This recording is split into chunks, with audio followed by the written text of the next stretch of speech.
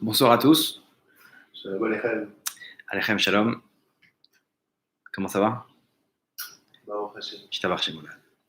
Alors, avant de commencer, on aimerait dédier le cours pour la refoua Shelma et la tzlacha, Bezrat Hashem, et la réussite de Johanna Esther Bat Eliane, Bezrat Hashem. Alors, un cours un peu avec un sujet un peu inédit. Bon, les grossesses, on connaît, mais surtout sur les fausses couches. C'est quoi les fausses couches selon la Torah? Des bébés comme ça, une femme, on s'imagine quelle douleur elle a de se projeter, déjà la joie de tomber enceinte, de se dire bah, au Hachem, tout va bien, je vais avoir un enfant, et elle voit ces images, elle s'imagine déjà la Brit Mila, elle s'imagine déjà le prendre dans ses bras, etc. Et d'un coup, on lui annonce la nouvelle, et elle voit qu'elle ne va pas mener à terme cette grossesse, et elle perd le bébé, Chas Shalom. Et c'est une tristesse terrible, c'est une souffrance mentale déjà premièrement, physique, des changements dans son corps, des hormones, etc. Et il faut comprendre c'est le pourquoi du comment. Pourquoi Hachem il fait ça? Pourquoi il nous envoie des enfants? En fait, en gros, il nous fait une genre de fausse joie. Qui sont ces Neshamot qui viennent et qui repartent comme ça? Et surtout, comment se protéger des fausses couches? Parce qu'il y a la Torah donner des moyens. On va voir que c'est régi par nos actes aussi. Et donc, d'en savoir un peu plus au niveau des Neshamot, au niveau de comme on aime bien analyser les sujets, par rapport aux fausses couches. Ok, donc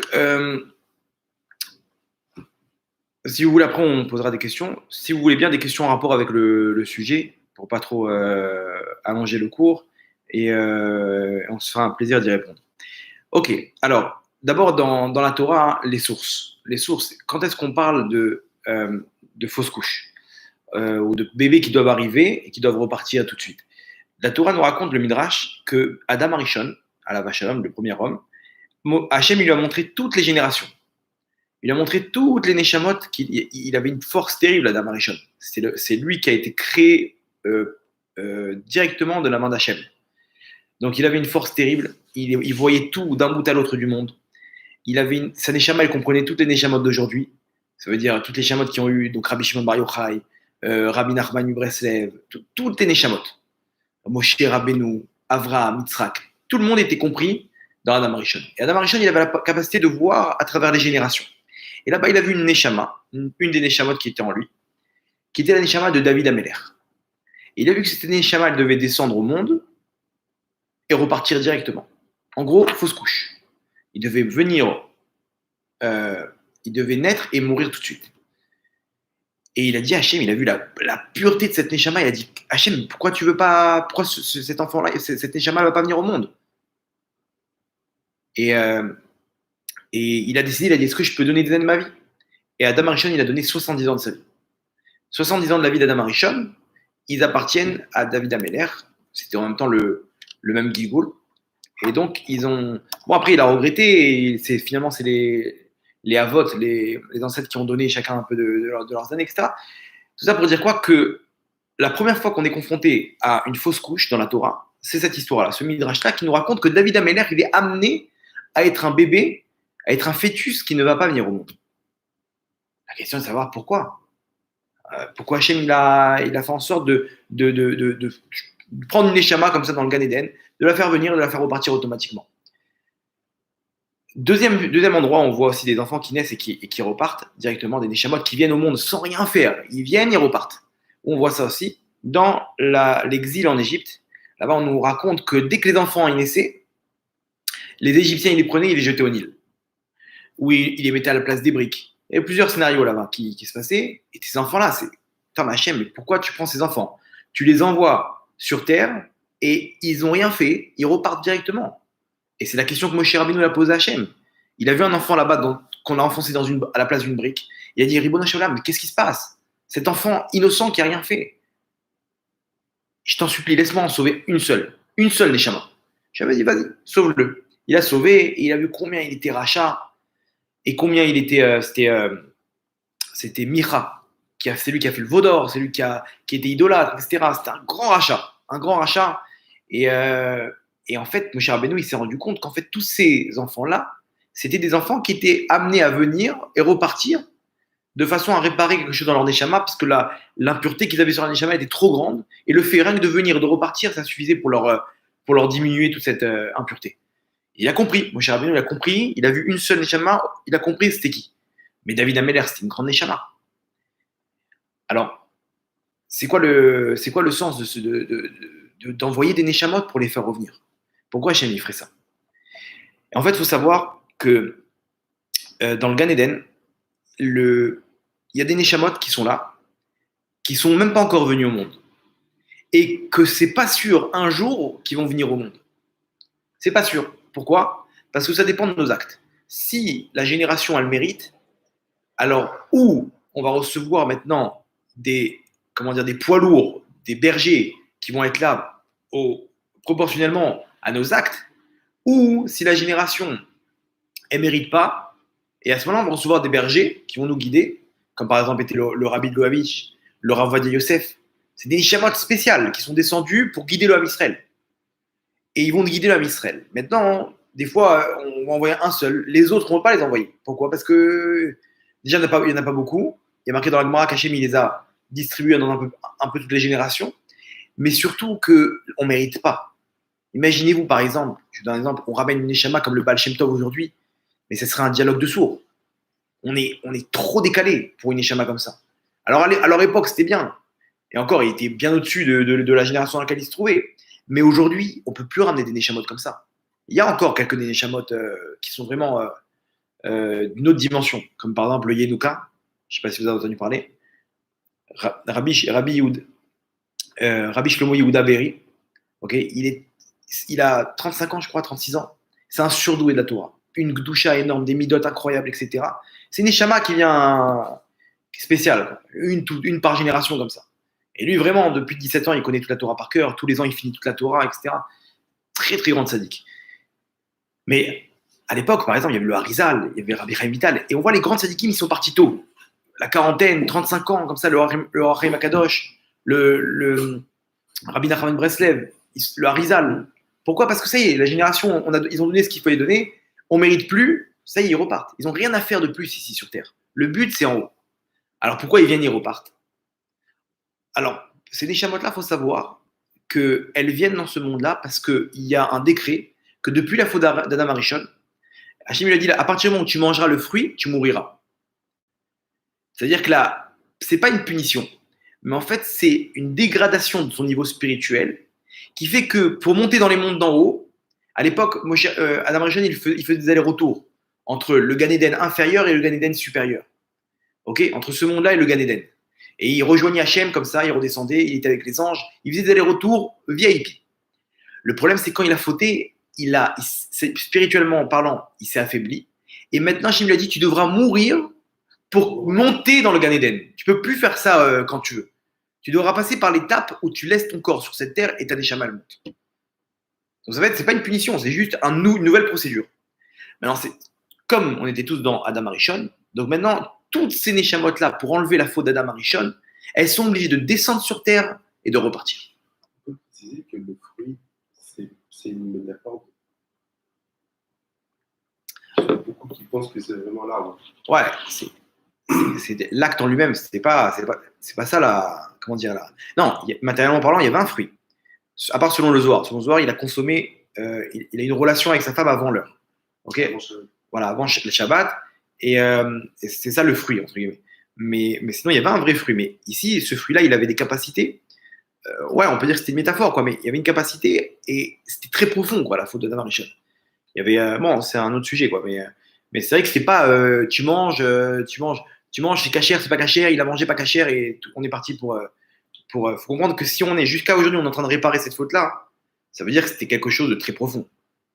Tout ce qu'on a fait jusqu'à maintenant, Moshe Rabbeinu, Avraham, Yitzhak, Yaakov, Rabbi Shimon Bar Yochai, tous les tzadikim, on n'a toujours pas réussi à réparer. Toutes ces mitzvot qui ont été faites depuis des millénaires. Donc ça veut dire que là, le dommage qu'il y a eu, il était très important. Ok. Donc, on a compris premièrement que ces neshamot qui viennent et qui repartent, c'est des neshamot qui viennent du Gan Eden, que la Gemara nous dit que En ben David ba atcheichle neshamot minagouf. le Mashiach ne viendra pas avant que toutes les Neshamot, qui se trouvent dans un endroit qui est dans le ciel qui s'appelle le gouffre, ok, quand elles ne descendront pas sur terre, ce réservoir de Neshamot ne sera pas terminé, le Mashiach ne viendra pas. Entre parenthèses, c'est pour ça qu'aujourd'hui, il y a beaucoup de difficultés à avoir des enfants. Aujourd'hui, plus que toute génération, un des problèmes principaux, un des problèmes principaux qu'il y a aujourd'hui parmi les épreuves qu'on a, c'est d'avoir des enfants. Combien de couples, 1 an, 2 ans, 3 ans. À l'époque, il n'y avait pas. Alors, on peut expliquer, oui, parce que qu'est-ce qu'on mange, qu'est-ce qu'on truc, il y a plein de choses. Ok, super. Mais si Hachem il a fait en sorte de faire un scénario où il y a plein de raisons pour qu'on arrive à ce problème, c'est que il y a quelque chose qui ne va pas. Pourquoi? Parce qu'on s'approche de la venue du Mashiach. Et le Yetzirah, il s'oppose à faire descendre ces Neshamot. Parce que dès qu'elles vont toutes descendre, automatiquement, on va pouvoir venir le Mashiach. Parce que ces Neshamot-là sont obligés de venir. Et il y a plein de fausses couches. Alors, allez-nous. Tout le monde connaît de façon directe ou indirecte. Tout le monde a entendu parler de quelqu'un qui a eu malheureusement une fausse couche, voire plusieurs, voire des choses atroces où elles accouchent l'enfant, allez-nous, le bébé qui est déjà mort. Ou des enfants qui naissent et qui repartent très vite, après quelques jours, après quelques heures, après quelques mois. C'est des épreuves. La Gemara dit que de voir un enfant partir, c'est l'épreuve la plus dure qui existe au monde. Comme ça, un Tana, il s'exprime dans la Gemara, il dit « J'ai vu toutes les atrocités au monde, mais la pire des choses, c'est d'enterrer son fils. » Lo alenu. Donc, il est clair donc que ces Neshamot-là, elles doivent descendre. Maintenant, le monde ne mérite pas cette lumière-là, donc elles repartent directement. Elles réparent la faute d'Adam Rishon en descendant sur terre et en repartant, en mourant, en respectant ce qu'Hachem il avait décrété à Adam Rishon, lorsque tu mangeras de ces fruits-là, tu mouriras. Donc là, elles partent et elles ont enlevé la faute d'Adam Rishon par la même occasion. Ok. Maintenant, pourquoi Hachem choisit telle femme et pas une autre? C'est une question à poser. C'est quoi? Tant qu'on est dans les Neshamot de chaude, on va aller jusqu'au bout. Alors, pourquoi Hachem choisit telle femme et pas une autre? Pourquoi? Elle a jamais eu de fausse couche et et des tzadikim. Baba Saleh, il a, je sais pas combien de temps, sa femme l'a fait fausse couche après fausse couche pour avoir son premier fils, qui était Baba Meir. Que des fausses couches. Ah, comment des tzadikim comme ça, ils ont. Parce que Hachem, il a choisi, il a donné le mérite à Baba Saleh et à sa femme d'avoir ces Neshamot-là. Quel est l'intérêt que ça passe par ces femmes-là? Parce que regardez ce qui se passe. On va raconter une histoire. En France, il y avait un mashgiach kashrut qui faisait la shrita. Et il est venu là-bas dans un endroit. Là-bas, il a fait un rêve. Ils sont partis dans un patelin au fin fond de la France pour faire là-bas. Ils ont loué une ferme. Et là-bas, ils faisaient un abattage de vaches. Donc, ils étaient une équipe de plusieurs Talmidei Chachamim. Ils se sont retrouvés là-bas. Et là-bas, il fait un rêve de quelqu'un qui vient le voir. Il dit, va dans ma tombe et fais-moi des Teilim. Demain, c'est ma Askara. Il se réveille, il ne comprend pas. Il se rendort. Et la Neshama, elle revient, lui dit, je t'en supplie, ne m'oublie pas, demain, viens faire des Teilim sur ma tombe. Et il voit l'endroit de la tombe. Il voit dans une forêt comme ça, derrière un truc comme ça, il reconnaît un peu le chemin. Bon, ok. Il se réveille comme ça, il en parle avec son copain. Et son copain, il dit, bah, peut-être viens, on y va, on va faire un tour. Tu te rappelles l'endroit? Il dit, ouais, apparemment, si mes souvenirs sont bons, ça doit être ce coin-là. Il y a une forêt là-bas, j'ai l'impression que c'est là-bas. Bon, ok, on finit, tranquille, on y va. Bon, après, c'est un travail c'est intense. Ils enchaînent, etc. Machin. Ça lui est sorti de la tête. Il est parti à 2 heures, il a terminé. Il est parti manger, il est parti faire une petite sieste de 20 minutes avant de reprendre. Et dans la sieste, il revient. Il lui dit, je t'en supplie, ne m'oublie pas, viens faire des télim sur ma tombe. Ah, il se réveille, c'est pas possible. 3 rêves comme ça. Il fonce, il va voir son ami, il lui dit, je t'en prie, viens avant qu'on reprend, viens, on prend une petite heure, on fait un aller-retour. Ok, super. Ils partent, ils reconnaissent, tac, tac, ils avancent comme ça, hop, ils trouvent la tombe. Il y a 3-4 tombes comme ça, ils se mettent devant et ils commencent à lire des télim. Télim, comme ça, ils font des prières et ils repartent. Le soir même, il fait un rêve. Ce tzaddik qui vient et qui lui dit, je te remercie. Je te remercie. Et il lui dit, je vais te raconter une histoire. Il lui dit, tu te poses sûrement la question, pourquoi ta femme elle a eu une fausse couche cette année? Alors je vais te raconter l'histoire. Il lui dit, sache que celui qui était là-bas, celui qui devait naître, enfin dont ta femme elle était enceinte, c'était moi. Moi je faisais partie des Baalei Tosfot. Les Tosfot, c'était des Neshamot, c'était les petits-fils de Rashi. C'est eux qui commentent là-bas dans la Gemara. Il y a Rashi et il y a les Tosfot. C'était des Neshamot, vraiment des tzadikim. Et il dit, arrivé un moment dans le Gan Eden, je devais augmenter d'un niveau et j'avais une Avera qui bloquait. Ils ont décrété sur moi que je devais redescendre sur terre et repartir. Maintenant, et qu'on devait lire des Teilim sur ma tombe pour élever ma Neshama. On a choisi ta femme pour m'envoyer là-bas. Et au bout de 6 mois, je suis reparti. Ça m'a suffi pour mon truc. Maintenant, toi-même, Hachem, il a fait un scénario pour que tu arrives là-bas sur ma tombe. Les tombes des Balei Tosfot qui sont cachées. Rashi, on ne sait pas où il est en France. C'est les grandes sadikim, on ne sait pas où ils sont. Il dit, Hachem, il a fait en sorte que c'est toi-même, le père, qui vient et qui fait les Teilim pour ton fils, celui qui aurait dit ton fils. Il dit maintenant, pourquoi Hachem vous a choisi? Parce que ta femme, elle a une tsniout incroyable, hyper tsadoua. Et toi, tu ne parles pas dans la synagogue pendant la prière. Donc, vous avez le mérite. Qu'est-ce que vous avez gagné à ça? C'est que je fais partie de votre famille. Dans les Neshamot, maintenant, ça aurait dû être leur fils. Qu'est-ce que ça... Quelle est la conséquence de ça? Il leur a dit, quand vous partirez de ce monde, je viendrai vous accueillir, je vous protégerai des accusateurs, et vous pourrez venir me voir dans l'endroit où je me trouve au Gan Eden. Parce que maintenant, on est VIP. On est de la même famille. Maintenant, lui, il a un niveau élevé, hyper élevé. Donc, imaginez-vous le srout. Lui, il est peut-être dans la yeshiva avec Hachem. Il peut nous faire rentrer. C'est maintenant, tu viens, tu arrives devant un endroit comme ça, Gan Eden, tu peux pas rentrer. Mais je connais un truc, c'est mon fils. Ah, pardon, rentrez. Exactement pareil. Vous vous rendez compte, ça veut dire que des fois, une femme, elle perd son fils, Lo Alenu, et elle ne sait pas qu'en fait, Hachem, il a voulu dire par là, sache ma fille que tu as beaucoup de mérite. Et ce que tu fais, ça me plaît. Malheureusement, j'ai des Neshamot à envoyer sur terre et repartir. Est-ce que toi, tu vas avoir ce rôle à m'aider à élever ces Neshamot? Et Hachem, il nous choisit. Il choisit certains tzadikim pour pouvoir élever ces Neshamot. C'est-à-dire qu'il se peut que, surtout des femmes qui sont dans le droit chemin, quand elles ont des fausses couches, elles font tout leur possible, il se peut que c'est des grandes tzadikim qu'elles avaient là. Et elles sont gagnantes de ça après 120 ans. Dans tous les sens. Donc, premièrement, savoir que, comme on a vu pour David Ameller, il y a des Neshamot il y a des comptes en haut, ils doivent venir, repartir. Des Neshamot ils ont fait ce qu'il faut, c'est leur rôle sur terre, ils viennent et repartent. Rien que de venir dans ce monde-là, dans un corps, et repartir, ça suffit pour réparer leur Neshamot. Ok. Maintenant, vous allez me dire, ok, mais on a parlé aussi des Neshamot, de ceux qui étaient en Égypte. Les autres Neshamot qui sont un peu moins sadikim. Ok. Ces Neshamot-là aussi, elles viennent, et on a dit qu'elles doivent venir, repartir, et déjà, ça leur enlève une bonne partie de leur impureté qui se trouve sur leur Neshamot. Ça répare une bonne partie de leur Neshamot. Alors, c'est quoi ces Neshamot-là? Il y a des Neshamot, même des grandes Neshamot, qui ont beaucoup, beaucoup de force du mal avec eux. Beaucoup de dinim, beaucoup de rigueur, etc. Elles ne peuvent pas venir directement au monde. Elles vont passer des souffrances atroces. Hachem, il fait en sorte qu'elles viennent, qu'elles repartent, des fois plusieurs fois. Ok.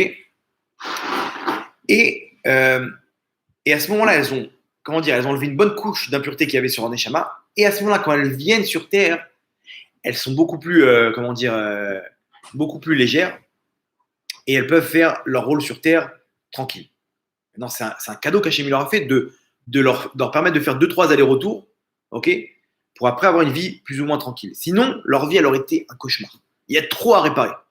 Et c'est ça ce qu'Hachem a fait. Les Neshamot, maintenant, de Moshe Rabbeinu, qu'on a envoyé dans le Nil, c'était qui?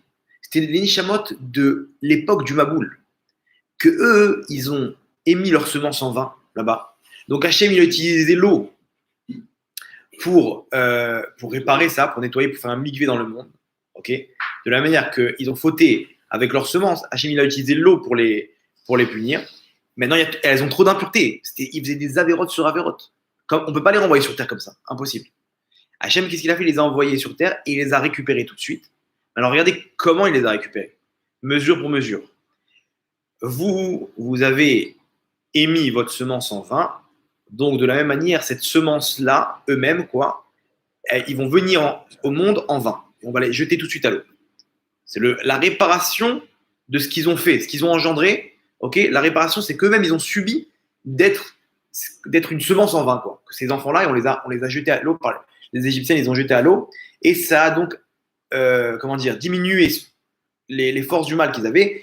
Et ils sont revenus en tant que Bnei Israël. Les Bnei Israël qu'on connaît, c'est ces mêmes réincarnations de ces Neshamot-là, du Maboul, de Sodome et Gomorre, Sodome et Amora, du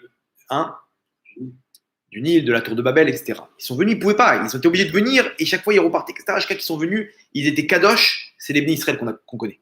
C'est nous-mêmes, on descend de ces Bnei Israël.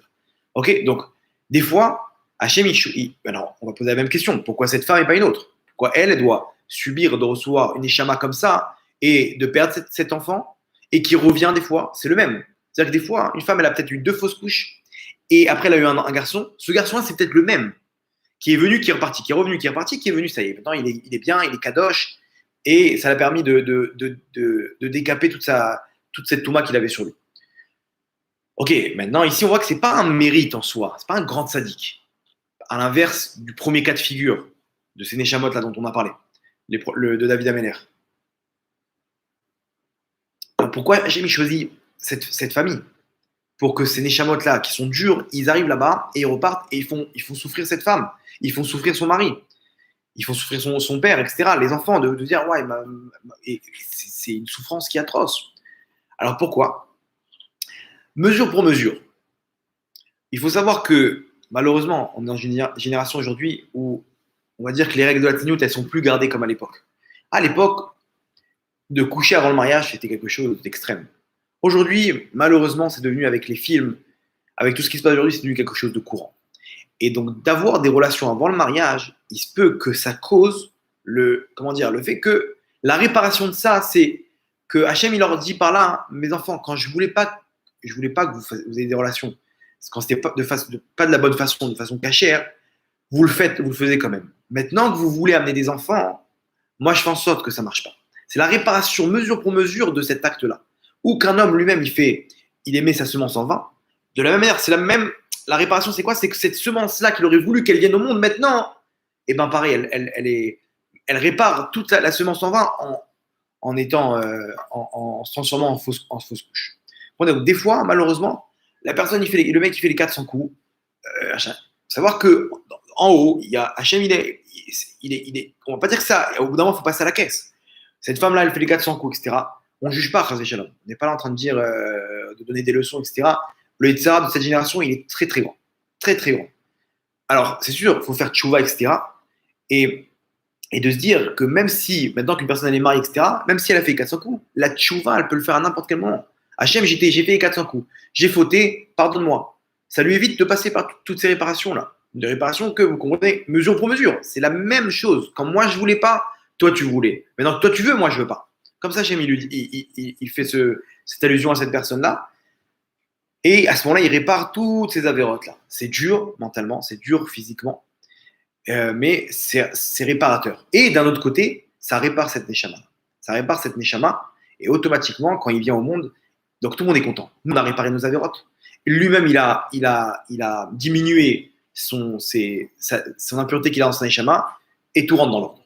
Donc ici, il y a aussi, dans le mauvais sens, il y a aussi, quelque chose d'utile des deux côtés. Ok, donc on récapitule. 2 types de neshamot. Ou des grandes sadikim qui sont venus et que Hachem choisit par le mérite qu'on a telle et telle personne pour pouvoir leur donner ce mérite que de faire passer ces neshamot-là et de les renvoyer dans le monde dans lequel ils sont. Ou des neshamot qui sont un peu moins de sadikim et qui viennent réparer nos avérotes et en même temps réparer leurs neshamot. Ok, dans les deux cas, dans les deux cas, on est gagnant. Dans le bon cas ou dans le mauvais cas, on va dire qu'on est gagnant. Okay, ou on répare, ou on gagne un pass VIP et pour l'après après 120 ans. Ok. Le Hachler Hakadosh, il dit comme ça, il dit que des fois, alors regardez, il faut savoir aussi que ça c'est le fruit de nos actes. Dans la grossesse même, une femme, elle peut, ces actes, ils vont causer la bonne évolution, ils vont eux-mêmes être à l'origine de la bonne évolution de la grossesse, en bien comme en mal. On va expliquer après dans la deuxième partie du cours comment se protéger de dommages dans la grossesse. Mais la femme et son mari, eux-mêmes, leurs actes, ils vont influencer la grossesse. Alors, ça veut dire quoi?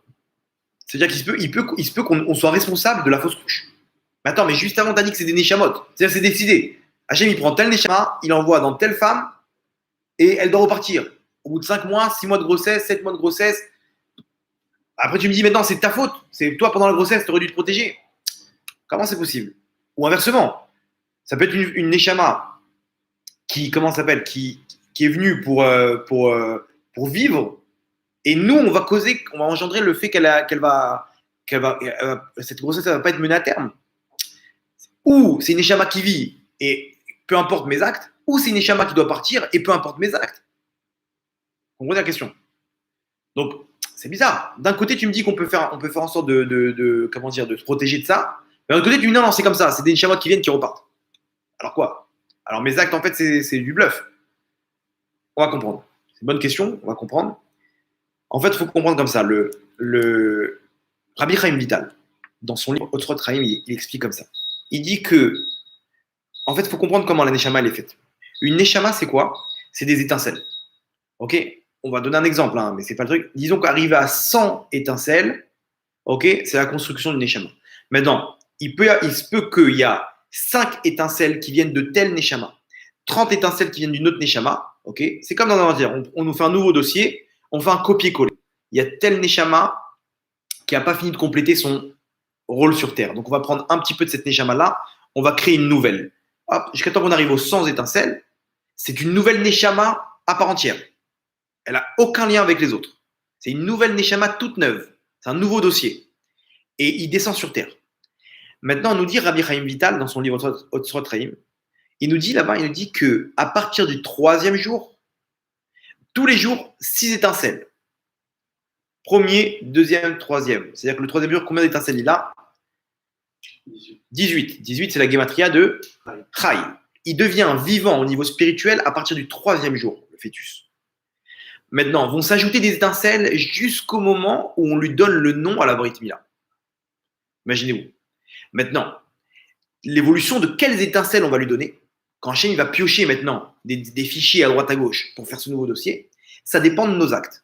Si maintenant, on ne fait pas ce qu'il faut, et on va expliquer en deuxième partie ce qu'il faut faire, Hachem, il dit, regarde, bon, eux, ils ne font pas ce qu'il faut, donc, techniquement, la grossesse, elle ne devrait pas arriver à bout.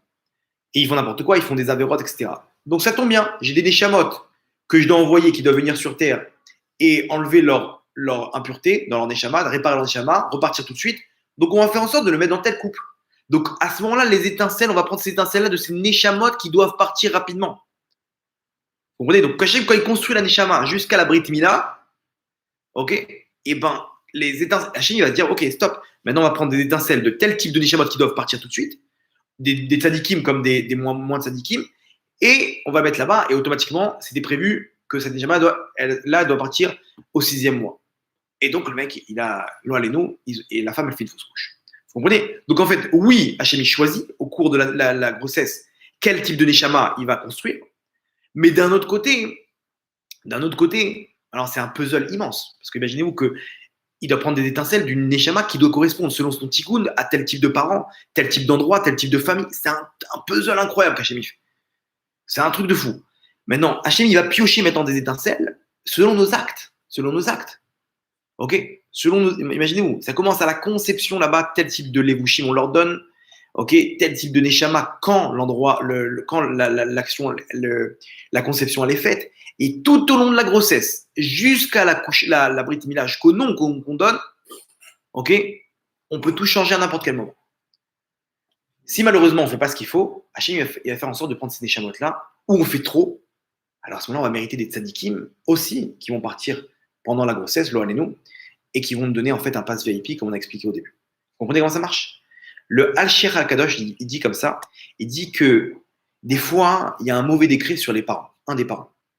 Maintenant, comme les neshamot, elles ont un lien familial entre elles, on avait expliqué ça dans notre cours, le Shoresh Neshama, Qu'est-ce qu'Hachem il fait? Hachem il va puiser une Neshama qui doit partir rapidement de ce monde-là, comme on a expliqué, le type de Neshama qui doit venir et repartir. Et cette Neshama, elle va venir, elle va repartir en fausse couche à la place du père ou à la place de la mère. Parce qu'ils sont liés les deux. Donc s'il part, c'est comme si c'est une partie du père qui est partie. Vous comprenez? Donc on ne se rend pas compte combien tout est en place. On entre de bonnes mains. Hachem, il sait ce qu'il fait. On est entre les mains du roi des rois. Et Hachem, il a son plan. Il sait qui envoyer à qui, etc. On va voir qu'il ne faut pas s'inquiéter. Ça ne veut pas dire que le système ne marche pas. Ça ne veut pas dire que ça sera tout le temps comme ça. Hachem, il a choisi. Si maintenant une personne a fait son examen de conscience, elle sait qu'elle a des avérotes comme ça, qu'elle fasse tchouva tout de suite. Et ça ne reviendra plus. Si une personne n'a rien à se reprocher, alors elle se dit, bon, bah, apparemment, on a trouvé grâce au Dieu d'Hachem qui nous a envoyé des tzadikim comme ça. Ça peut être les deux. Ça peut être et une échama, quelques étincelles d'un tzadik, quelques étincelles de moins de tzadik, qu'Hachem il a réuni et que les deux ils partent et qu'on a réparé les deux neshamot en parallèle. Donc c'est un système incroyable où tout est pris en charge et c'est un puzzle immense où rien n'est pris au hasard. C'est la perfection au micromètre près. Ok. Donc on a expliqué. Maintenant, on va expliquer comment ça marche tout au long de la grossesse, ces étincelles-là qu'on fait descendre. Qu'est-ce qui fait en sorte de faire descendre des bonnes étincelles ou des mauvaises étincelles? Des bonnes neshamot ou pas? Quand on va construire la neshama de l'enfant. Alors, regardez. D'abord, le Rabbi Chaim Vital nous dit donc tous les jours 3 étincelles. Le 3e jour, spirituellement parlant, c'est là que naît la neshama. S'il n'y avait pas ces 18 étincelles, ok, alors la neshama n'aurait pas eu de vitalité et le fœtus, il ne pourrait pas tenir. Cette neshama, elle existe déjà depuis. Mais la construction, elle dépend de nos actes. Maintenant, regardez comment c'est intéressant. Selon la Torah, alors regardez, il faut savoir un truc, que pourquoi l'avortement, c'est la source selon la Torah. L'avortement, vous comprenez bien que c'est un genre de meurtre. Alors, on ne peut pas juger ces femmes qui ont fait ça parce que c'est quelque chose qu'on ne voit pas. Aujourd'hui, on nous présente ça comme un arrêt de grossesse. Pour donner bonne conscience. Ils vont appeler ça un arrêt de grossesse. Interruption de grossesse. Ils ne voulaient pas se dire que c'est un meurtre. Parce que sinon, personne on ne peut pas juger. Des fois, des femmes, elles ne savent pas comment s'en sortir au niveau argent, au niveau situation financière, avec son mari qui l'a quitté, qui l'a truc, machin, etc. Et c'est assourd pour nous de juger.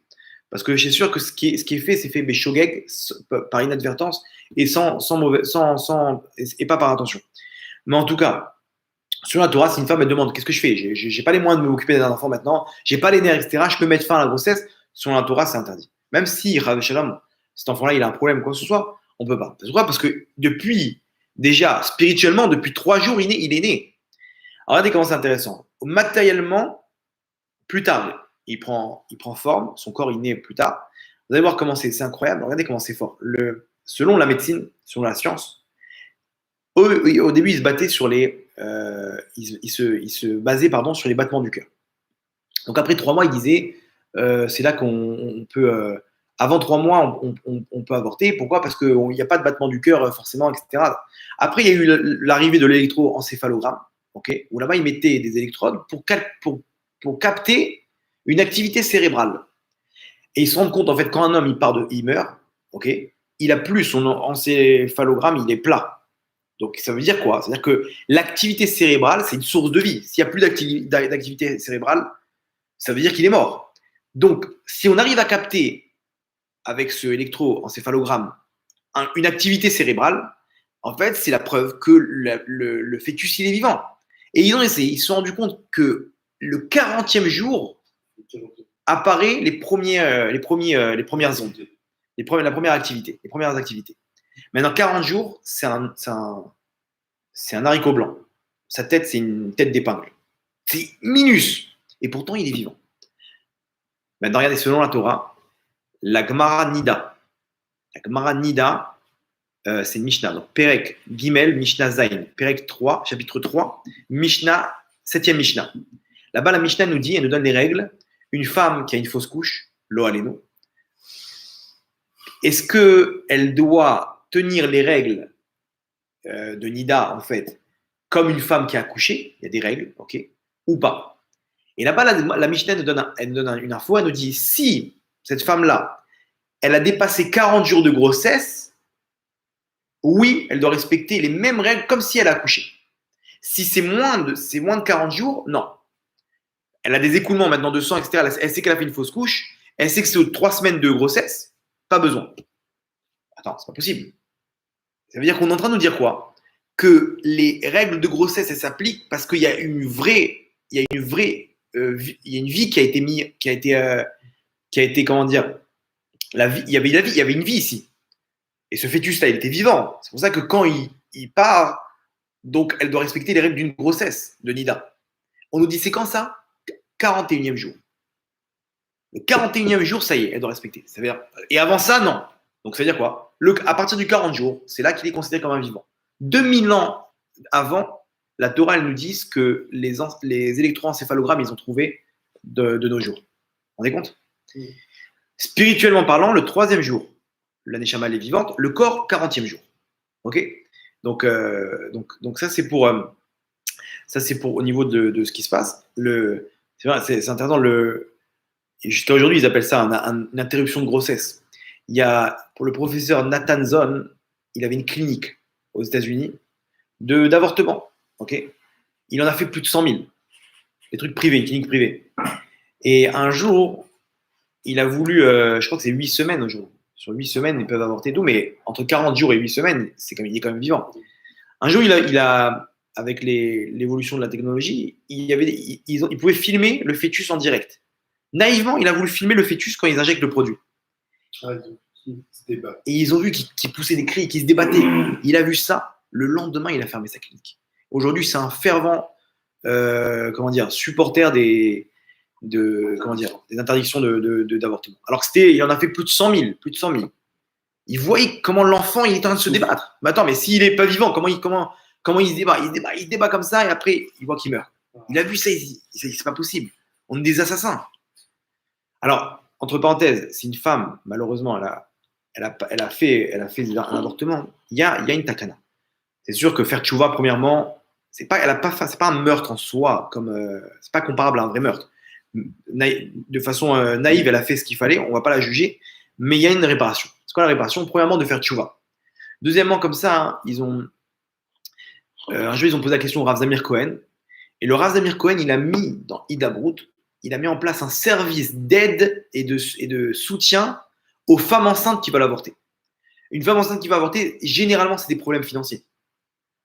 Ils ont de quoi aider une femme pendant 1 an, 2 ans en couche avec comment dire, maternat, lait, poussette. Ils ont des donateurs. Il y a un donateur un jour, il y a une femme, elle a dit moi j'ai pas les moyens.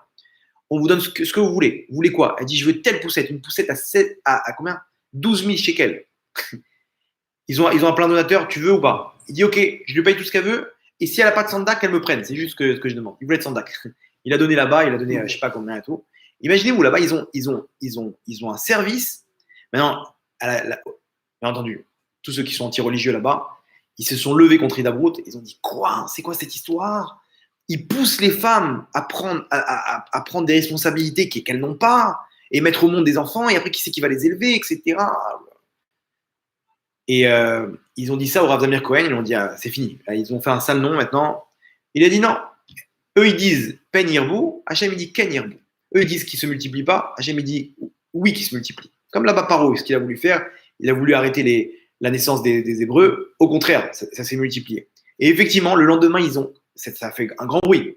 Maintenant, ça fait l'effet inverse. Les gens, ils ont vu ça, ils n'ont pas arrêté sur le fait t'as vu, ces religieux, qu'est-ce qu'ils font et tout, machin. Ils ont arrêté sur le fait qu'il y a un service d'aide, de soutien, et on ne sait pas. Mais je vais appeler pour ma nièce. Et le lendemain, ils ont été inondés d'appels. Ils ont eu 8000 appels dans la semaine, des trucs. Ils ont multiplié. Et un jour, il y a une femme qui a appelé, elle était en panique, elle a dit moi, je poussais les gens à avorter, les femmes à avorter. Elle a appelé, ils ont posé la question à Rav Zamir Cohen. Rav Zamir Cohen a dit alors soutiens avec de la tzedaka ce service-là qui va aider les femmes à ne pas avorter. Comme ça, tu répareras ce que tu as fait. Donc aujourd'hui, je crois qu'il y a Hidabrut France. Ils ont le même service, ok, ils aident les femmes aussi. S'il y a quelqu'un qui veut réparer ça, qu'il fasse un petit don là-bas pour le truc, une petite bracha du Rav Zamir Cohen en faisant tchouva, et c'est sûr que Hachem il accepte cette tchouva. Ok. Donc, ça, c'est au niveau de ce qui se passe. Ok, c'est plus ou moins clair au niveau des Neshamot. Alors, ok. Maintenant, ce qui se passe, c'est.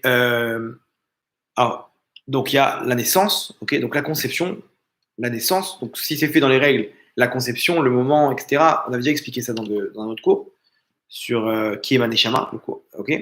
Alors, pendant la naissance, premièrement, première protection, ok, c'est le Haïnara. Il faut mieux attendre 3 mois, ok, avant de dire, d'annoncer la nouvelle. Alors pourquoi? Un petit récapitulatif, c'est quoi le Haïnara? Le mauvais œil. Alors ça, c'est connu chez nous les juifs, ok? Il ne faut pas se prendre la tête avec ça. Je vous explique le principe, vous allez voir, c'est très simple. Le principe, c'est quoi? Le Chazon Ish, il donne une définition. Le Haïnara, il dit c'est lorsqu'on a un étonnement d'une situation quelconque, cette situation-là, elle est mise en danger. Par exemple, je regarde la voiture de mon ami et je dis waouh, qu'est-ce qu'elle est belle cette voiture. Un étonnement de waouh, qu'est-ce que t'es fort. Waouh, qu'est-ce que t'es intelligent. Je m'étonne d'une situation, ok, quelconque, que son intelligence, sa force, sa réussite, ok. Donc, ce qui se passe, c'est que je mets cette situation-là en danger. Pourquoi? Pourquoi? Tout simplement. Parce que quand je viens dire waouh, qu'est-ce que t'es fort, je viens de dire par là que cette force, elle vient de toi. Donc, je déconnecte cette force-là à son créateur. Et toute chose qui est déconnectée d'Hachem, elle est en danger. Parce que quand il n'y a pas de l'Akdoucha, qu'est-ce qu'il y a? Abor rek en bomaim.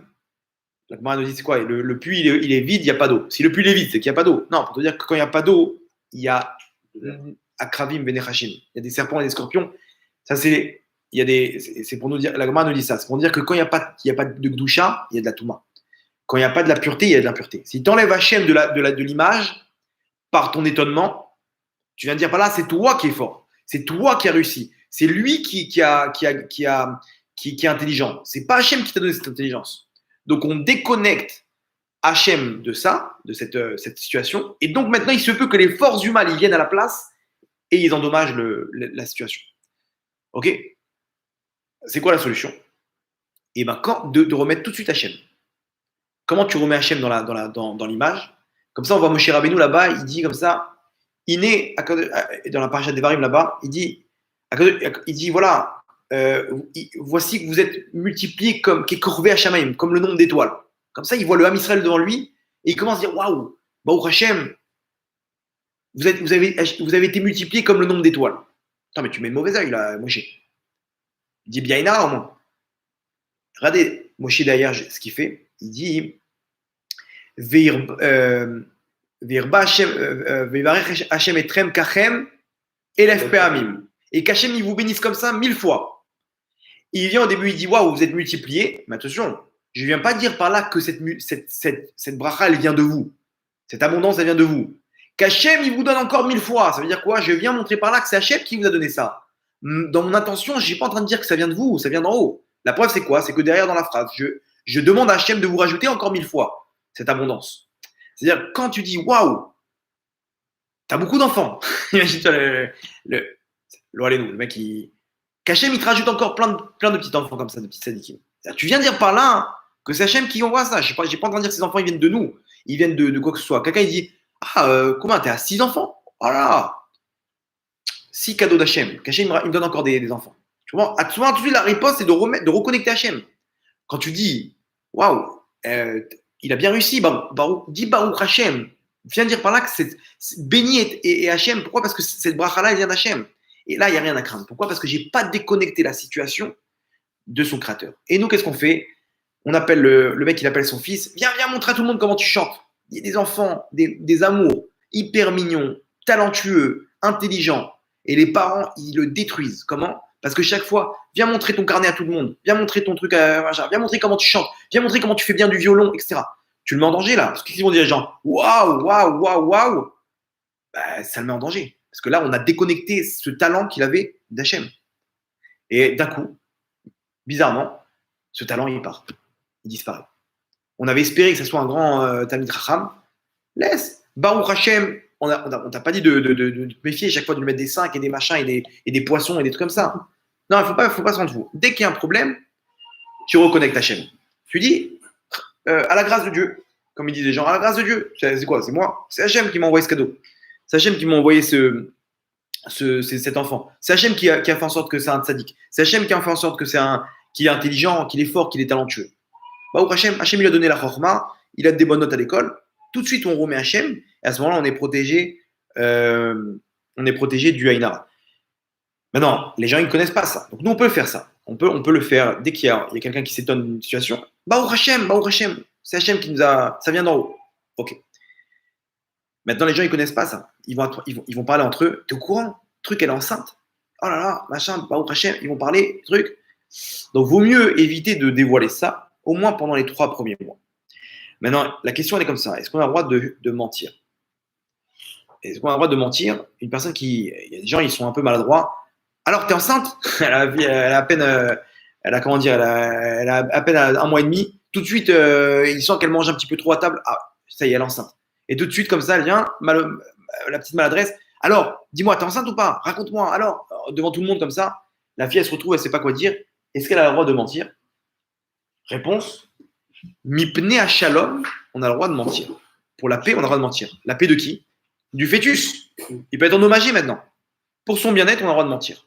Alors, il vaut mieux mentir à ce moment-là, hein, en changeant la vérité. Ne dis pas tout. Quelqu'un, il dit à sa femme, alors, t'es enceinte? Hachem, s'il nous fait ce cadeau, on serait les plus heureux. Genre, il répond par une question ou par une affirmation comme ça. T'es enceinte? Je veux être enceinte. Putain, il raconte maintenant sa vie. C'est-à-dire, il n'est pas oublié. Il n'a pas répondu à la question. Qui change, qui détourne le truc. Qui trouve un combine comme un truc. Et qu'à ce moment-là, elle change la vérité. Même si elle ne dit pas la vérité, moutard. C'est permis de mentir pour le bien-être de l'enfant. Après 3 mois, c'est bon. Ben, si la personne va attendre, c'est encore mieux. Mais en tout cas, premièrement, à ce niveau-là. Maintenant, deuxième chose, la prière.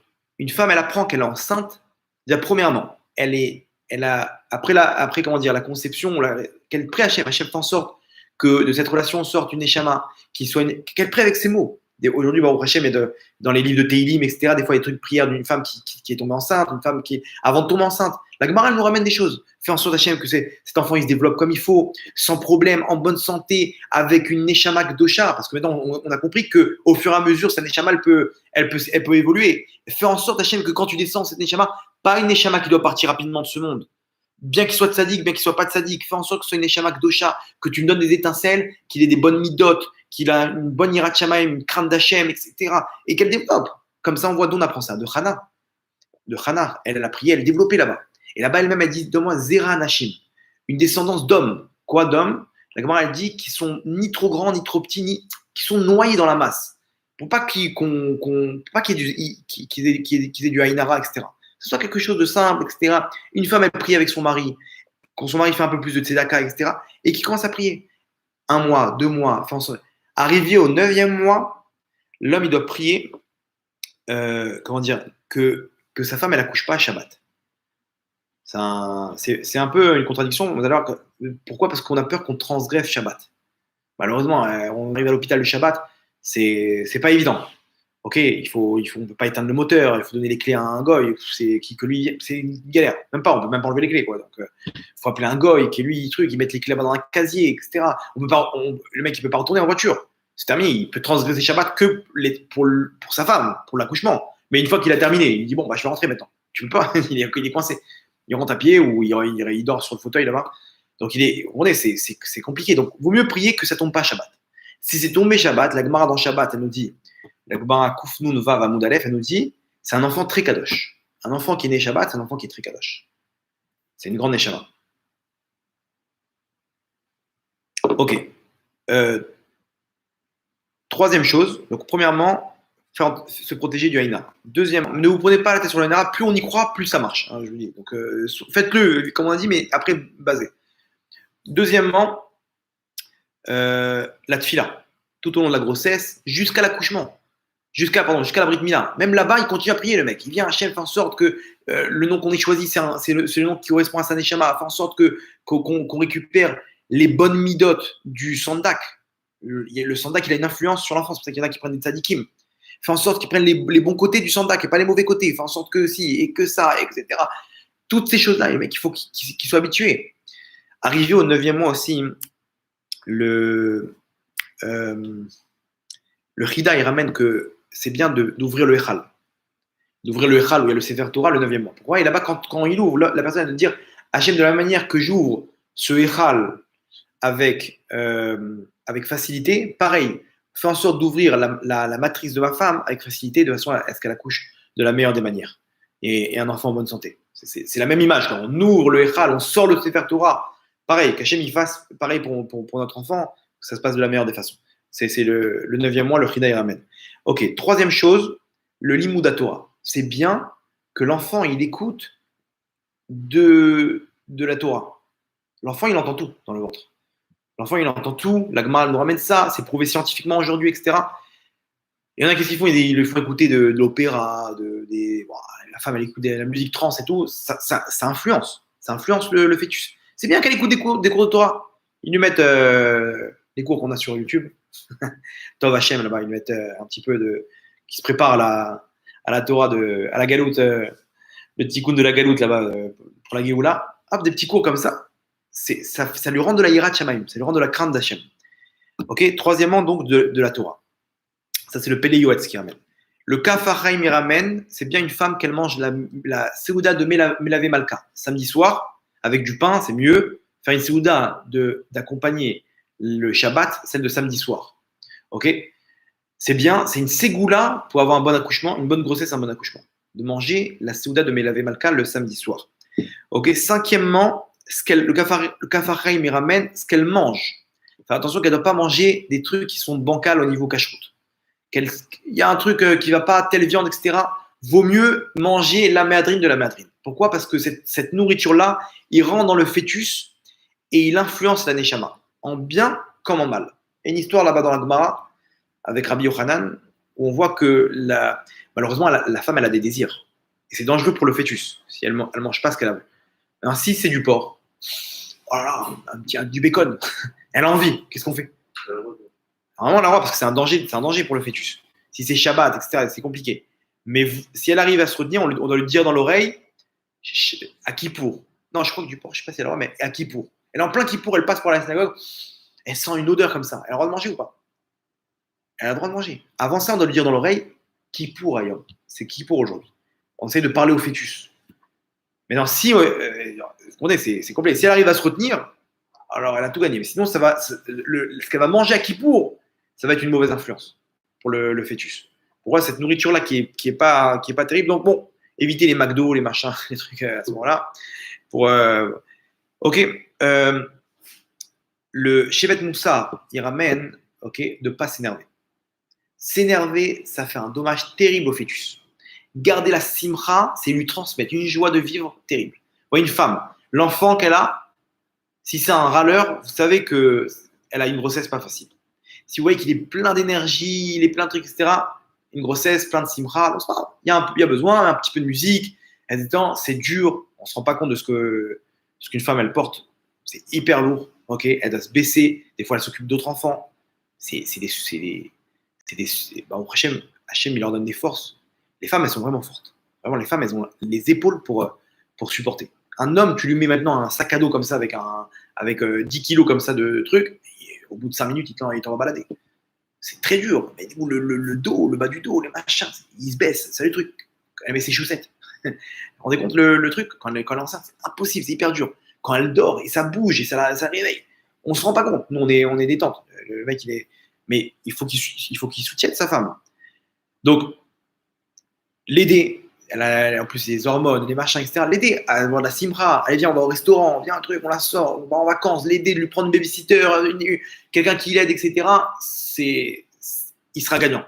Ça va coûter un peu plus cher, mais tu seras gagnant parce que l'enfant qui va sortir de ça, ce sera un enfant qui sera plein de joie, etc. Mais si tu la pousses à bout et tu l'aides pas, le mec il rentre le soir tard et sa femme elle est affalée sur le canapé, c'est l'enfant qui va subir de ça malheureusement. Ok, qu'est-ce qu'on a aussi? 9e mois, c'est bien de se tremper au mikvé. Comme ça, il ramène à Malach Raphaël, le livre à Malach Raphaël. Il ramène que c'est bien une femme de se tremper au mikvé, ok, le 9e mois. C'est bien aussi pour une femme qui n'arrive pas à avoir d'enfant de se tremper juste derrière elle. Donc de la prendre avec elle à ce moment-là, quand il y a son mikvé à cette femme-là, qu'elle appelle cette femme-là qui est dans le 9e mois, ils se trempent l'une après l'autre. C'est une ségoula aussi pour qu'elle elle ait un enfant. Ok, donc imaginez-vous, 9e mois, elle trempe son corps dans le mikvé, la pureté, il vient sur l'enfant. Donc c'est quelque chose de truc. Quand on arrive, bien entendu, quand on arrive au moment de l'accouchement, alors c'est bien de lui faire Netilat Yadayim au bébé. Dès qu'il sort, vous attrapez l'infirmière, je t'en supplie, tout de suite. Voilà, 1, 1, 1. Ok, 3 fois, quoi, à intervalle. C'est bien parce que tout de suite, il sort, tout de suite, on lui donne de la gdoucha. Ce qu'on fait à l'enfant quand il est petit, c'est une gdoucha qu'on lui donne, elle a une influence hyper grande. Le rabbi de Lubavitch, quand il est né, je ne sais plus c'est quel rave, il a vu que cette neshama elle est descendue sur terre, il a envoyé son shamash, son bras droit, il a dit vite, tu vas dans telle famille, telle maison, ok, tu leur dis tout de suite qu'ils lui mettent le tzitzit et la kippa et qu'ils lui bougent pas de ça. C'est une très grande neshama, il faut garder cette doucha. Et effectivement, ils sont partis, ils ont dit tel rave, il vous ordonne je sais plus c'est quel rave, de mettre le tzitzit et la kippa. Et il avait une kippa, depuis qu'il est bébé, il avait une kippa comme ça, accrochée, je sais pas comment ils l'ont accroché, avec le tzitzit katan, et qu'ils l'ont mis. C'est une influence énorme. C'est bien aussi le matin, quand il se réveille le bébé, de lui faire des tiatidaim. Un enfant, c'est bien. C'est généralement quand il a l'impureté sur ses mains. Quand il se gratte les yeux, c'est comme ça qu'il porte des lunettes après les enfants. S'ils n'ont pas fait une tiatidaim. Bon, mais ne pas se prendre la tête avec ça non plus. Ok, c'est difficile et tout. C'est pas. En tout cas, dès qu'il sort, il accouche. Déjà, premièrement, moi j'avais dit ça à ma femme elle le fait, au Hachem. Et tout de suite, ils sortent l'enfant, ils le mettent sur la femme qui vient d'accoucher. Je veux dire à ma femme, il y a un midrash qui raconte que là-bas, juste avant qu'il naisse, il ne veut pas venir, l'enfant. La Neshama ne veut pas descendre. Il est avec l'ange, et l'ange lui dit, regarde, ta vie va être comme ça. Ton rôle sur terre, c'est 1, 2, 3, 4. Tu me promets, tu ne fautes pas. Tu seras fort. Je te promets. Et il jure. Et l'enfant dit, non, ne m'ouvre pas. Jusqu'à que l'ange, il est obligé de le pousser. Il est obligé de le pousser de force. Allez, descends, va sur terre. C'est pour ça que l'enfant, il sort, il en pleure. Parce qu'il n'a pas envie de venir. Et après, il ne veut plus partir de ce monde, l'homme. Mais l'enfant, il ne veut pas venir sur terre. Maintenant, j'avais dit à ma femme, par rapport à ce midrash-là, quand tu prends l'enfant tout de suite, rassure-le. Dis-lui, t'inquiète pas, tu es entre de bonnes mains. On va faire en sorte de toi que tu seras un tzaddik, tu seras dans le chemin de la Torah et des mitzvot. Et parle-lui comme ça, parce que sa neshama, elle comprend. Même si l'enfant, il ne comprend pas, la neshama, elle comprend. Donc, mais nous, la neshama ne veut pas venir sur terre. D'un coup, il voit sa maman qui lui dit ces mots. T'inquiète pas, on va t'aider à faire ton tikkun, on va t'aider à être un tzaddik. N'aie pas peur, tu es tombé entre de bonnes mains, etc. Comme ça, elle est rassurée. Donc, faites-le, ça peut donner une influence terrible pour la neshama. Qu'est-ce qu'on a encore? Donc, la Brit Mila, choisir un nom, demander à un rav. Parce que c'est clair que si on choisit un nom de, par exemple, Yosef ou Jean-Paul, ça n'a rien à voir. C'est d'autres étincelles, mais complètes. Les noms qu'ont choisis nos pères, ce sont des mots que eux, ils avaient le roi Kodesh pour assembler les lettres qui vont donner une influence terrible à la neshama. Vous comprenez? Si on donne un nom français, Brian ou Kimberley ou je sais pas comment, c'est un problème. C'est un problème, vraiment. C'est des noms qui n'existent pas. Sur la Torah, c'est un nouvel assemblage de lettres. C'est pas la même influence. Il y a des noms aujourd'hui de Torah qui sont aussi modernes. Ok, je sais pas, comme des noms de la Torah, comme Noam. Je sais pas, c'est des noms en hébreu, ça. C'est des noms qui peuvent donner qui ont une signification.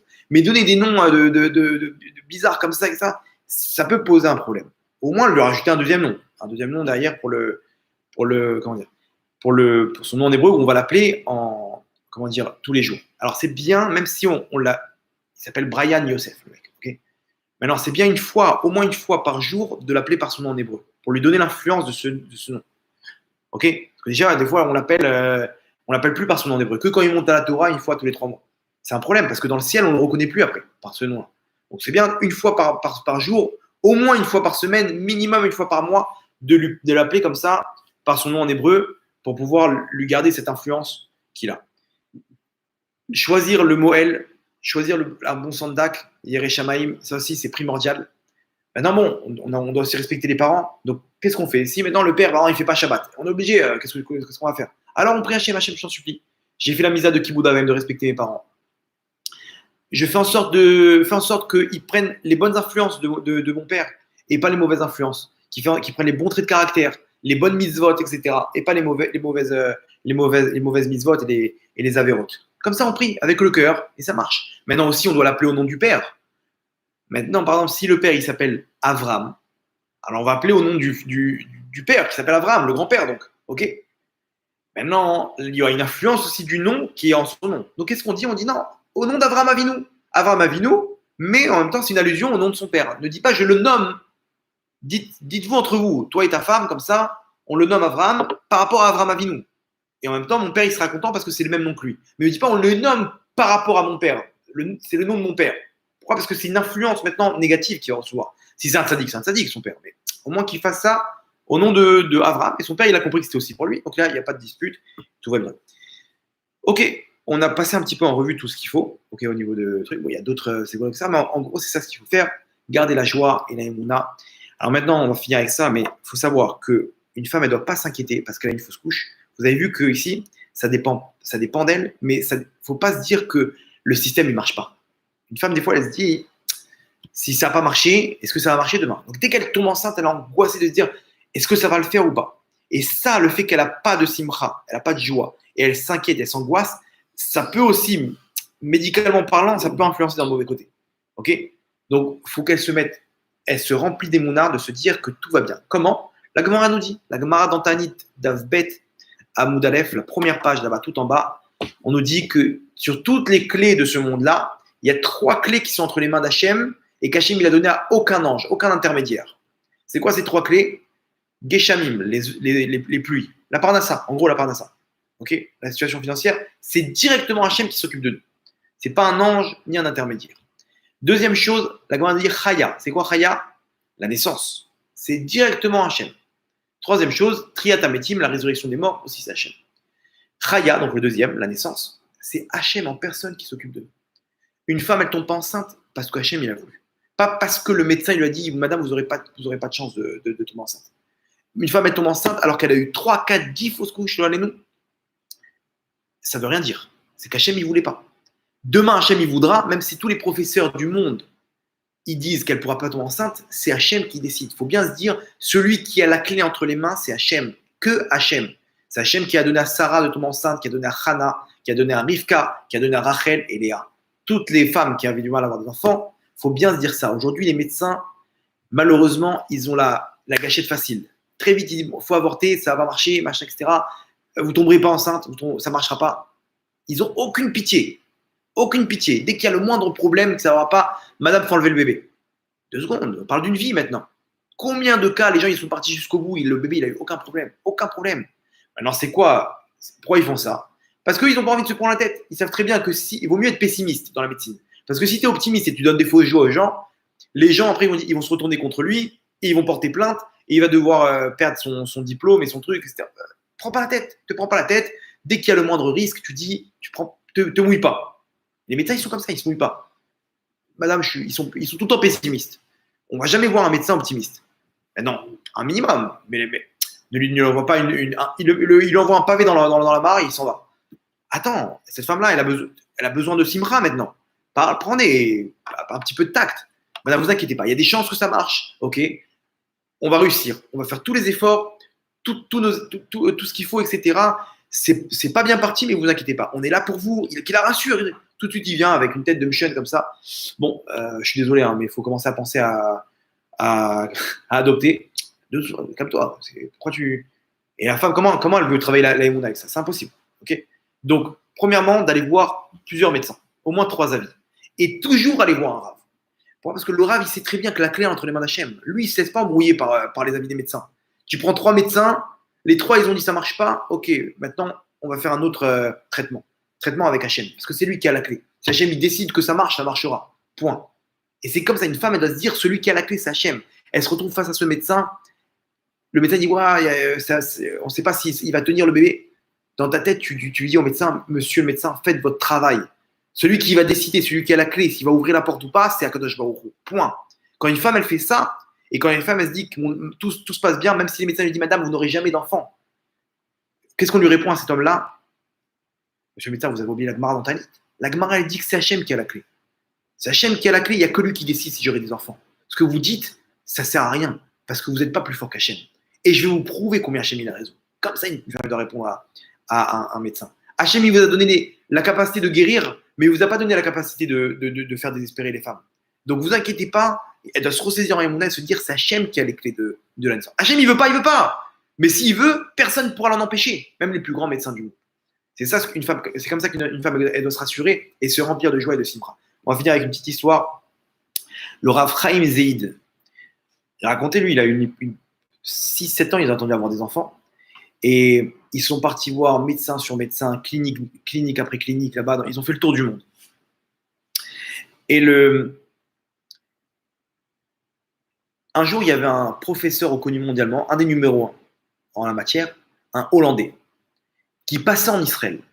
Ils ont fait des pieds et des mains pour avoir un rendez-vous de 5 minutes avec lui qu'il analyse leur dossier. Ils ont réussi, ok, et ils étaient avec celui qui les accompagnait, qui connaissait c'est un professeur israélien, qui connaissait ce professeur hollandais, et il a parlé au professeur, il a dit, ça vous dérangerait de 5 minutes, de prendre 5 minutes pour ce couple et tout. Bon, il réfléchit, il dit, bon, ok. Il rentre dans le bureau, il lui donne le dossier, il analyse le dossier, il leur dit sortez 5 minutes, ils sortent, ils reviennent, ils les appellent, et il leur dit comme ça, texto, vous avez déjà pensé à adopter? Maintenant, la femme, elle commence à fondre en larmes. Il lui dit, il n'arrive même plus à parler. Il dit, mais pourquoi? Il dit, parce que selon mes analyses, il n'y a aucune chance que vous puissiez tomber enceinte. Je suis désolé. Je vous dis ça pourquoi? Pour vous éviter encore des galères, etc. Envisagez l'adoption. Lui, il était naïf, lui. Pour lui, c'était les pauvres. Bon, ça ne sert à rien. Selon les données, il n'y a aucune chance. Et les deux, ils font dans l'arme. Le mec, il parle, une froideur terrible. Bon, et le Rav, il raccompagne sa femme. Sa femme, elle est déprimée. Et lui, il dit à sa femme, chérie, je prends le premier taxi, je vais voir Rabbi David Abou Khatsera. Je pars là-bas dans le nord à Naria, et lui, il nous dira si on aura des enfants ou pas. Ok? Allez, je pars. Il prend un taxi. Et maintenant, il tombe sur un maladroit. Le chauffeur, il lui montre tous ses enfants. Il avait des photos partout. Et il dit, regarde, ça c'est mon fils. Et il envoie la photo. Et l'autre, il est derrière. Et il sait qu'il n'aura jamais d'enfants. Et on lui montre sa famille. Le mec, il montre toute sa famille, sa grande famille. Jusqu'à qu'à un moment, il dit, le chauffeur de taxi, il dit, combien t'as d'enfants, toi? Et là, ils font en larmes. Il dit, pour l'instant, 0. Il dit, quoi? Et alors, qu'est-ce que vous attendez? Maintenant, il a compris qu'en pleurant, que c'était pas simple, quoi. Il lui dit, écoute, on vient d'apprendre aujourd'hui qu'on n'aura jamais d'enfants. Tel médecin, etc. Il dit, quoi? C'est pas possible. Quoi, vous avez tout essayé? On est parti là-bas. Ouais. J'ai entendu parler de tel médecin, telle clinique. On a fait là-bas en Floride. Oui, on est parti là-bas. On a fait ce traitement. Quoi? C'est pas possible. Et alors, qu'est-ce que tu vas faire maintenant? Il dit, je vais voir mon Rav. Attends, je comprends pas. Les médecins, ils te disent que c'est mort. Qu'est-ce que ton Rav, il va changer? Qu'est-ce qu'il va faire? Il lui dit, mais les médecins, ils peuvent dire ce qu'ils veulent. Ils nous donnent juste une direction. Mais ce qui va se passer vraiment, c'est que lui qui sait. C'est qu'Hachem. Ok, mais ton Rav, il sait ce que... Oui, le Rav, il a la possibilité de te dire ce qui va se passer ou non. Pas souvent. Je comprends pas. Alors, explique-moi. Si le Rav, il te dit que c'est bon, donc le Rav, il sait plus que les médecins. Effectivement. Ok. Je peux t'accompagner? Je veux voir ce Rav-là. Il dit, ouais, il n'y a pas de problème. Il dit, écoute-moi bien. Moi, je fais ni Shabbat ni rien du tout. Si ton Rav, il te dit que tu vas avoir des enfants et que tu as des enfants, alors là, Habibi, je deviens plus Rav que toi. Et ok, allez, viens avec moi. Ils font la queue comme ça. Là-bas, ils passent à la file. Il arrive devant Rabbi David Abou Khatsera après 3/4 d'heure, 1 heure d'attente. Le chauffeur de taxi est derrière. Lui, il est venu avec des brachot et tout machin. Il a mis une petite kippa du côté sur la tête. Il arrive devant Rabbi David Abou Khatsera. Rav, il commence à fondre en larmes. J'aurai jamais d'enfant. Et il lui raconte le truc, etc. Le Rav, il regarde. Qui te dit que tu n'auras jamais d'enfant? Il appelle son shamash, il dit, amène-moi l'arak. Il sort l'arak de Baba Saleh. Il lui dit, Rabbi David Abou Khatsera, c'est le petit-fils de Baba Saleh. Il dit, regarde-moi bien. Maintenant, toi et moi, on va faire l'Echaïm. Parce qu'on va montrer à ces médecins, c'est qui dirige le monde. Tu m'entends? Allez, maintenant tu sèches tes larmes, on va leur montrer. Tu auras des enfants, Bezrat Hashem, et tu n'as pas à t'inquiéter, et on va leur montrer c'est qui. c'est qui le plus grand dans ce monde? Ok, allez, les Chaim, ils ont bu comme ça. Le chauffeur derrière, c'est pas possible. D'où il sort ça? Et c'est là. Bon, il prend une bracha, il embrasse la main, etc. Il le raccompagne à Bnei Brak et il lui dit ok, alors là maintenant, Habibi, je prends ton numéro de téléphone. Ok, je prends ton numéro de téléphone et, euh, et je veux savoir comment ça marche, quoi. Parce que là, c'est. Qu'est-ce qu'il dit le Rav? Il lui dit écoute, si tu veux savoir comment ça marche, viens, on fait un petit cours de Torah, tu réunis tes amis et tous les Rosh Chodesh, une fois par mois, on fait un petit cours de Torah et je vous parle de Emouna. Ok?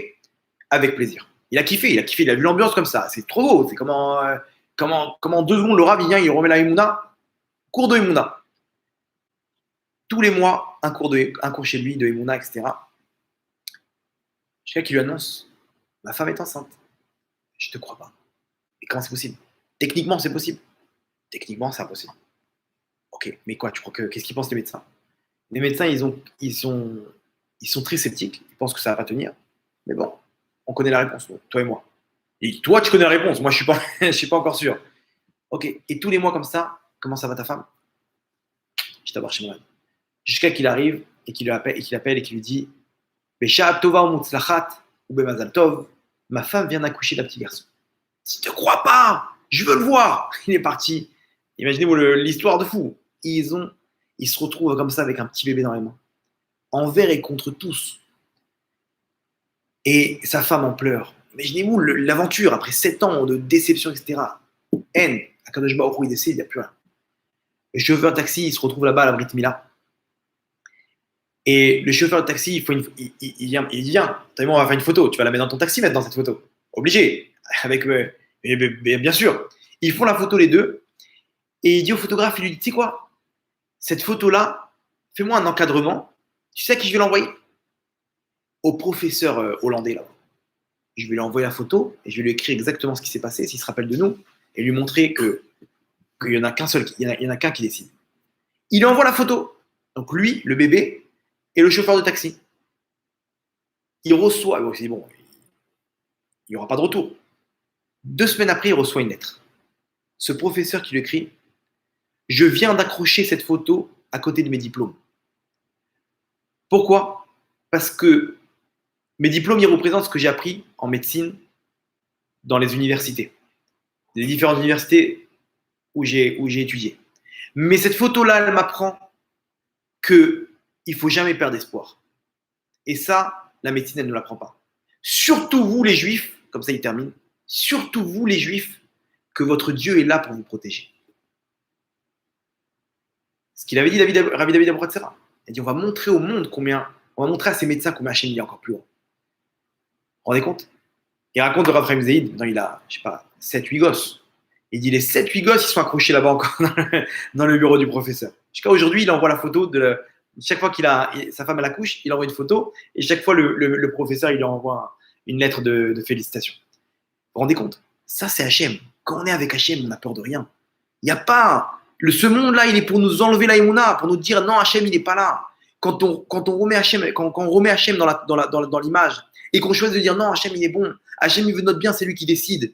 Il n'y a plus rien qui peut nous empêcher. Aucun juge, aucun médecin, aucun avocat, aucune situation au monde ne peut empêcher Hachem d'intervenir. Rien. Tu as du mal à avoir d'enfants, tu as du mal à te marier, tu as des problèmes de santé. Quand tu viens et tu te remplis d'Emouna, tu te remplis d'Emouna, c'est ça la Torah de la Géoula. Quand tu rentres Hachem avec toi, ça aujourd'hui tout le monde peut le faire, alors rien ne peut t'arrêter. Parce que quand Hachem il arrive et il intervient, il illumine tout le monde autour de nous. Voilà pour les grossesses et les accouchements. Il puisse donner la tzlacha, que ces femmes-là puissent mener à bien leur accouchement, leur grossesse, avec des enfants en bonne santé, tzadikim, Bezrat Hachem, et plein de craintes d'Hachem, avec la venue du Mashiach, Bekarov, Be'achamim Gdolim. Baou Hadonai L'Olam, Amen V'Amen. Je vois qu'il n'y a pas de questions. Si vous avez des questions, allez-y. Mais je ne sais pas si le chat il marche. Hein. Ok, j'ai vu qu'il n'y a pas eu de commentaires depuis le début. Donc, ok. Peut-être, tu veux voir sur ton WhatsApp si. Ok, très bien. Bon, en tout cas, vous connaissez sur les réseaux sociaux comment où me contacter si vous avez besoin. on puisse répondre à toutes ces questions en différé, il n'y a pas de problème. Baruch Adonai Leolam, Amen, Amen. Chazak Baruch. D'accord.